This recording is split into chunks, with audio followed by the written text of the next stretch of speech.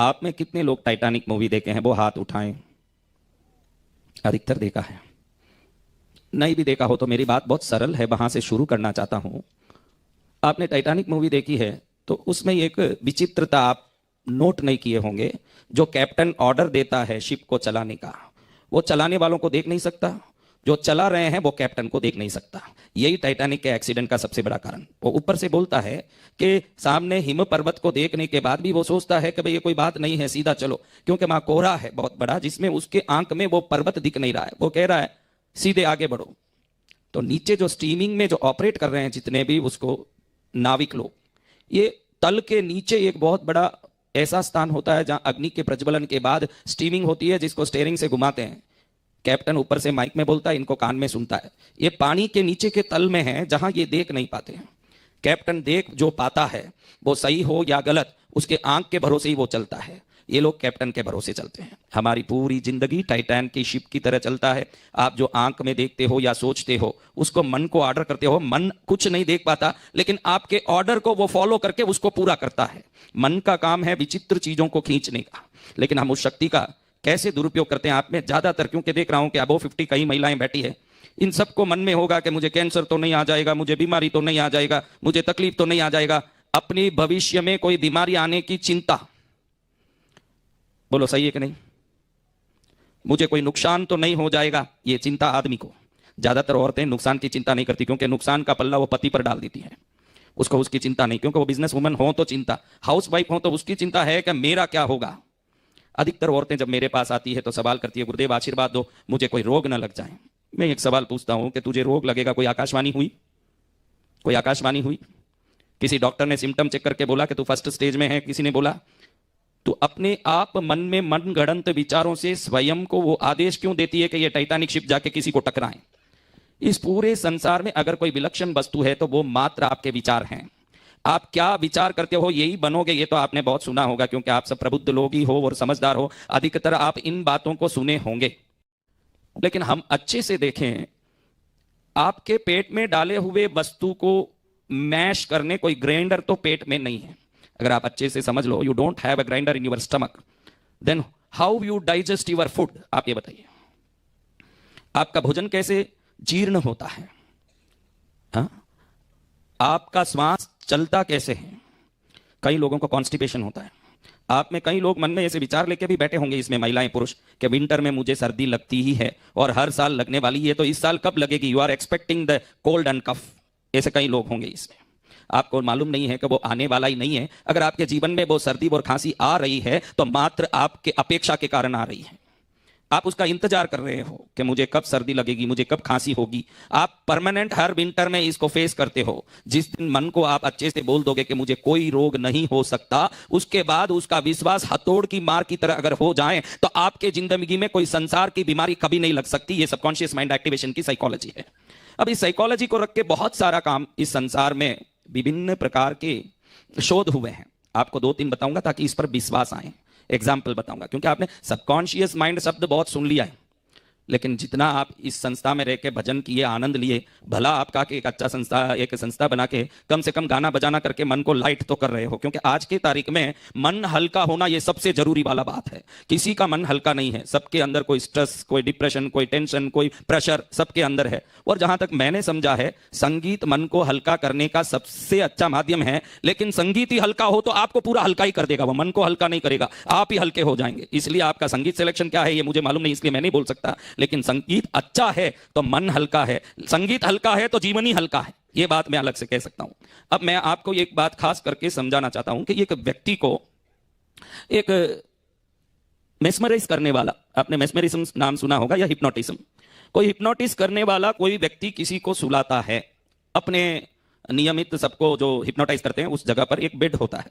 इस बेड पर लोगों को सुला करके उनको एक अनमने अवस्था में, यानी सुषुप्ति अवस्था में, अर्धनिद्रा अवस्था में उनको ले जाया जाता है। इस बेड पर सुलाते हैं किसी व्यक्ति को जिस पर ये कुछ शोध करना चाहते हैं।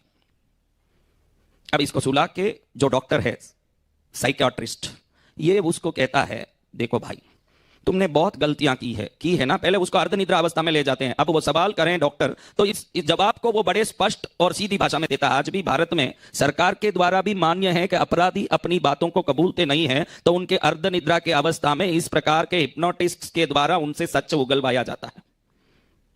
तो इसको सुला के कहते हैं कि तू बहुत पाप किया, सही है ना। वो कहता हाँ बहुत पापी हूं मैं, बहुत दुष्ट हूं, बहुत दुष्ट हूं। तो तुम्हारे दुष्टता के दंड में तुमको अभी मैं सिगरेट से शरीर जलाने वाला हूं, ऐसे डॉक्टर कहता है। तुरंत वो पेशेंट यानी वो जो अपराधी, वो जो विक्टिम, वो चिल्लाने लगता है कि डॉक्टर आप मुझे ऐसा मत करिए, मुझे बहुत दर्द होगा, बहुत परेशानी होगी, आप ऐसा मत करिए प्लीज, मेरे साथ मत करिए, मेरा शरीर जल जाएगा, don't do this to me doctor please, ऐसे वो चिल्लाता है। डॉक्टर बोलता है कि देख तेरी गलतियों के लिए सजा मिलनी है, इसलिए मैं तुझे जलाने वाला ही हूं, सिगरेट लगा लगा के हर जगह तुझे जलाने वाला ही हूं। थोड़ी देर में देखो तो डॉक्टर वो चीज लेके इसको ऐसे ऐसे रखता है तो तुरंत उस जगह पर जलने लगता है चमड़ा, और वहां से धुआं निकलने लगता है और अंदर का मांस दिखने लगता है ना, वो जोर जोर से चिल्लाता है। अब आप पूछोगे कि सिगरेट को जलते हुए रखेंगे तो मांस तो चमड़ा तो जलेगा ही, इसमें आश्चर्य क्या है महाराज। अब आपको बताना चाहूंगा कि उस डॉक्टर ने सिगरेट रखा ही नहीं है, वो एक ऑर्डिनरी पेंसिल उठा के वहां रख रहा है। वो पेंसिल रखने मात्र से इसका मन मानता है कि मुझे सिगरेट से जलाया जा रहा है, ये विचारधारा मात्र से उस जगह में अपने आप फायर का इंटेंशन शुरू होता है, वहां से धुआं भी आती है ना, वो चमड़ा जल भी जाता है। तो आपके बाहर की दुनिया क्या आपके साथ कर रही है ये मायना नहीं रखता, आप मन में क्या झेल रहे हो वो मायना ज्यादा रखता है। यही अवचेतन मन की कहानी शुरू होती है। अब इसको अच्छे से डीपली समझाना है तो 1964 में एक इंग्लिश मूवी क्रिएट हुई थी, बहुत फेमस हुई वो movie, the Lawrence of Arabia. अगर आपने ये मूवी का नाम सुना हो कि द लॉरेंस ऑफ अरेबिया, ये मूवी रिलीज हुई यूके में, क्योंकि ये पूरी फिल्मिंग हुई यूके में, यूरोपियन कंट्रीज में इसका बहुत अच्छा एक सफलता हुआ। ये मूवी दिसंबर 10 तारीख को यूके के लंदन के सभी जितने थिएटर्स थे एक साथ रिलीज हुआ, यही दिसंबर में जहां हम बैठे हैं। अब बताइए भारतीय देश में इस दिसंबर में इतनी सर्दी है तो यूके में अब बर्फ गिरता है। आप सब ज्यादातर विदेश वगैरह घूमने वाले भी हो और जानते हो कि इस समय में बहुत बर्फ गिरता है यूके में। अब ये लोग जितने भी इस दिसंबर 10 तारीख के बाद रिलीज हुई मूवी को देखने के लिए ये सब लोग थिएटर में इकट्ठे हुए हैं, बाहर बर्फ गिर रहा है जोर से। ये जो मूवी फिल्म हुआ है ये पूरा अरेबिया के रेगिस्तान में मूवी का फिल्मिंग हुआ है। अब आप बताइए कि रेगिस्तान कैसे होगा, इंट्रैक्शन के लिए आपको पूछ रहा हूं कि भाई रेगिस्तान कैसे होगा और यूके में वेदर कैसे है। यानी रियल में वातावरण में ठंड है, बर्फ है, -15 से 20 डिग्री तक भी जा सकता हो, इतना ठंडा है वहां। लेकिन जो मूवी देख रहे हैं उसमें रेगिस्तान दिखाया जा रहा है, दगदगती अंगारी सूर्य की ताप दिखाई जा रही है। और इसको देखते देखते लोग जब उस मूवी को देख रहे हैं, बाहर के ठंड से ही तो आप सब अभी सब शॉल वगैरह सब लगा के, स्वेटर कोट लगा के आए हो। आपको बता दूं इस वर्ल्ड में आज तक जो इंटरवल में कोल्ड ड्रिंक्स की जो सेल्स हैं, कोल्ड ड्रिंक स्नैक्स सबसे ज्यादा आप फिल्म जाओ तो इंटरवल में ही लेते हो ना, तो इस वर्ल्ड में आज तक की हिस्ट्री की रिकॉर्ड है, the Lawrence of Arabia movie में इंटरवल में जितना कोल्ड ड्रिंक और आइस बिका उतना आज तक भी 44-46 वर्ष में नहीं बिका है। अब आप अच्छे से इस बात को सोचने के लिए मैं आपको निवेदन करता हूं कि बाहर इतनी बर्फ की ठंड है और बाहर स्नो फॉल हो रहा है, तो अब आपको चाय पीना चाहिए कि जूस पीना चाहिए? बोलिए मेरी बच्चियों, क्या करना चाहिए? तो इतने कोल्ड ड्रिंक्स कैसे, इतने आइस कैसे बिक गए? ये आपके लिए एक शिक्षा है कि इस संसार में क्या हो रहा है वो आपको इफेक्ट नहीं कर सकता, आपका मन क्या बोल रहा है वही आपके लिए इफेक्ट करेगा। क्योंकि आप मूवी में रेगिस्तान देख रहे हो तो मन कह रहा है कि बहुत गर्मी है यहाँ, और रियल में तो वहां बर्फ गिर रहा है, और मन ने कह दिया गर्मी, तो फिर आपको गर्मी ही लगेगी ना, आपको आइस और कोल्ड ड्रिंक्स ही लेना पड़ेगा। क्योंकि वातावरण के हम गुलाम नहीं है, मन के गुलाम है हम। और जिस दिन मन को आप कह दोगे कि मेरा उम्र हो ही नहीं सकता, एजिंग फैक्टर आपके लाइफ में बंद हो जाएगा। जब तक एजिंग फैक्टर रहेगा, देखो आप सब रोज बोल रहे हो, मुंह से भी बोलते हैं, मेरी माताएं जितनी भी बैठी है मुंह से मेरा उम्र हो रहा है, बोलते हैं कि नहीं भाई, मेरा उम्र हो रहा है, मेरे पोते पोती हो गए। इंग्लिश में तो मैं अमेरिका में, यूके कंट्रीज में बहुत ज़्यादा रहता हूं, तो वहां लोग कहते हैं age is only a number. क्योंकि 100 साल 102 साल के अच्छे लोगों को मैं बड़ी फुर्ती के साथ गार्डनिंग करते देखता हूं, क्योंकि एक तो काम वाले नहीं मिलते, वो एक फैक्टर, लेकिन उनका मन नहीं कहता है कि मैं फुर्ती से कुछ कर सकता हूं, मेरे में वो ताकत है। और हम लोग यहाँ भाई अब मुझसे नहीं होगा, मैंने सब काम बच्चों पर छोड़ दिया, ऐसे रोज बोलते लोगों को मैं सुनता हूं कि आजकल मैंने बच्चों पर सब छोड़ दिया। अरे तू मरते दम तक खुद को युवा मान लेगा तो तुझे युवा महसूस करवाने से शंकर जी भी रोक नहीं सकते। आप ये देखें कि विभिन्न प्रकार के शोध में यह निश्चित तय हुआ, जो मैंने बोला उसके उल्टा भी हुआ।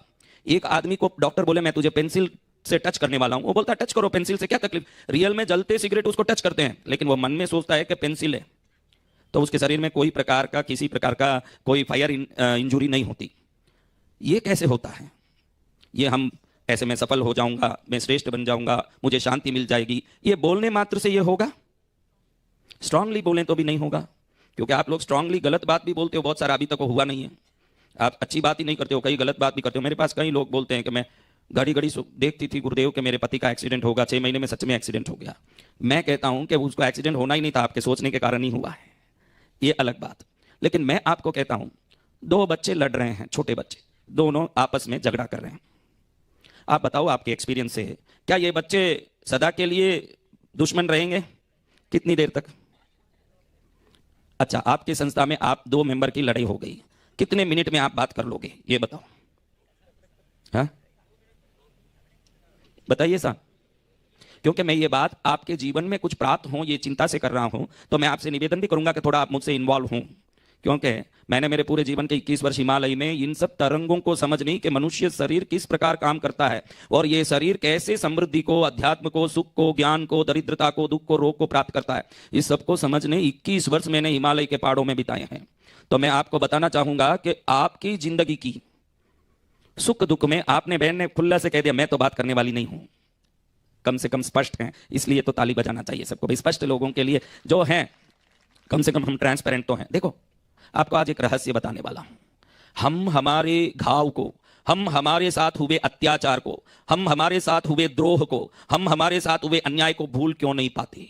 और ये बच्चे तुरंत कैसे भूल जाते हैं, इसको समझोगे तो ही अवचेतन मन कैसे काम करता है ये समझोगे। क्योंकि तुम करोड़ बार रिपीट करके, आजकल सबकॉन्शियस माइंड के टॉक्स सब जगह होता है, लेकिन वो समझ नहीं पाते हैं कि आप स्ट्रांगली डालो या धीरे धीरे डालो, छिद्र वाले मटकी में डालोगे तो कैसे भी डालोगे तो भी पानी निकल ही जाएगा, वो टिकेगा नहीं। तो मैं आपको बताना चाहता हूं कि हमारी ब्रीथिंग की जो स्टेटस है, स्टेट, वो तब चेंज हो जाती है जब टीनेज के हम हो जाते हैं। ये पहले आज ये रहस्य आप अच्छे से समझ लो कि आपके पास अब वो श्वास ही नहीं है जो सबकॉन्शियस तक आपको ले जाए। अब आपका श्वास सबकॉन्शियस से बाहर कॉन्शियस माइंड को ज्यादा पसंद करता है। देखो, बच्चे जब बात करते हैं, आप उनको हाथी दे दो, खिलौने दे दो, उनको भी वो एक नाम रखते हैं। उनको मालूम है कि ये कोई जीव नहीं है, तो भी आपके बच्चे बोलेंगे कि मेरा रामू भूखा है, मेरा गोपाल भूखा है। वो अपने खिलौनों को एक नाम रख लेते हैं, उस नाम के साथ वो जीवित जुड़ते हैं। आप जब मैच्योर हो जाते हैं, आपको खिलौना क्या है, न मनुष्य क्या है, न पशु क्या है, न पक्षी क्या है, ये समझ पड़ता है। अब हमको मनुष्य जन्म में दुखी क्या करता है? हमारी होशियारी ही दुख करता है। अगर आप दुखी हो तो आप मैच्योर हो गए हो, इसीलिए दुखी हो। पागल देखो कहीं दुखी है क्या? अच्छे से नंगा भी है, गंदा भी है, नाक से कुछ गिर भी रहा है, चिल्ला भी रहा है, आप उसको देख के शायद दुखी हो जाएं कि बेचारा ऐसा है। वो तो आनंद में है, सही है कि नहीं? वो तो आनंद में है, सही है कि नहीं? तो हमारे में हमारे लाइफ बेटरमेंट के डेस्टिनेशंस, सबके एक डेस्टिनेशन होंगे। किसी के आप में बता सकता हूं मैं वैसे, देखो ये माता जी बैठी हैं, व्हाइट चूड़ीदार वाली, आपको बोल रहा हूं, थोड़ा हाथ उठाना आप, हाँ आपको बोल रहा हूं। माता जी की एक चिंता है, उनके ऑरा फील्ड को देख के बोल रहा हूं। माता जी, आपकी एक चिंता है कि मेरे घर में एक शुभ काम नहीं हो रहा है, विलंब हो रहा है। वो चिंता आपको है या नहीं? वो आपका ऑरा फील्ड ही दिखा रहा है। यानी हमारा विचार निश्चित रूप से एक आभा बनता है। आप ये मत सोचना कि विचार कोई मन की वस्तु है। हम सबसे संसार के विलक्षण यंत्र हैं जो ईश्वर ने बनाया। बाटी दाल मेवाड़ में बहुत खाते हो, और बाटी दाल खाते समय खूब मेवाड़ी आप लोग भले पड़ोसी को परसो या नहीं, खुद तो खूब घी डाल के ठोकते हो, और इतना डाल के आपने खाया, और फिर हाथ को आपको हैंड वॉश से धोना ही पड़ता है क्योंकि हाथ चिकना हो जाता है। लेकिन आप सोचो कि इतना भी घी जीभ में ही तो गया, तो जीभ को कभी हैंड वॉश डालना पड़ा? ये ईश्वर जानता है कि इधर कोई भी केमिकल जाएगा तो मुश्किल पड़ेगा, तो जहां तक केमिकल जाना चाहिए वहीं वो केमिकल को रोक के जिह्वा को बिना कोई हैंड वॉश चिकनास निकाल के अगली चीज खाने के लिए आपको व्यवस्था देता है। ये ईश्वर की यंत्र की अद्भुतता को आप जिस दिन समझ लोगे, आपके लाइफ में जो चाहो उसको प्राप्त कर पाओगे। अंतिम क्षण तक हमारे में कोई ना कोई इच्छा रहती है। माताओं को पूछो, मेरी कोई इच्छा नहीं महाराज, माता जी बोलेगी मेरी कोई इच्छा नहीं, लेकिन पोते की शादी देख लूं, वो एक इच्छा है। हाँ? मेरी कोई इच्छा नहीं है। तेरी बहू परेशान कर रही है वही तुझे काफी नहीं है, पोते की बहू भी आके परेशान करना, ये तेरी इच्छा है। तो मेरे बच्चों, आपको मैं कहना चाहता हूं कि आप अपनी जिंदगी में मनचाही वस्तु को, आपने बहुत अच्छा बोला अध्यक्ष, आपने बोला कि महाराज जी ने सबकॉन्शियस माइंड एंड सक्सेस पर बोल रहे हैं तो शांति के बारे में बोल रहे हैं। मैं इतनी जल्दी शांति के बारे में बोलूंगा नहीं, क्योंकि रियली शांति को जो रियलाइज करना चाहते हैं उन्हीं को शांति। अभी तक तो आप नाच कूद में बैठे हो, तो अभी आपको शांति चाहिए ऐसे मुझे नहीं लगता। अभी तो आपको अपने जीवन को समझने की परिपक्वता चाहिए। जो परिपक्व हो जाएगा, देखो आप कचौरी तलते हो, हर बहन को मालूम है कि कचौरी तली जाती है। जब तेल गर्म हो कचौरी डालोगे तो वो कचौरी जब तक पकी नहीं ऊपर नीचे होती रहेगी तेल में, ऊपर और नीचे, ऊपर आएगी नीचे आएगी। जब वो बराबर आके ऊपर खड़ गई तो आप समझ लेना ये तल गई है कचौरी। तो व्यक्ति भी जब तला जाता है तो गुपचुप हो जाता है, उसको अलग से शांति देने की जरूरत नहीं है। हम भी एक कचौरी हैं, तब तक ही ऊपर नीचे होंगे जब तक हम इमेच्योर हैं। जब हम मेच्योर हो जाएंगे, there is no need to understand what is peace, अपने आप पीस आएगा। तो मैं अभी पीस की बात नहीं करूंगा, मेरी बच्चियां छोटी बच्ची, छोटे बच्चे भी हैं, बुजुर्ग भी हैं, तो उम्र से तो बुजुर्ग हैं, लेकिन मैं चाहता हूं कि हम हमारे जीवन को सफलता की अंतिम श्रेणी तक का स्वाद चख के पूरा करें।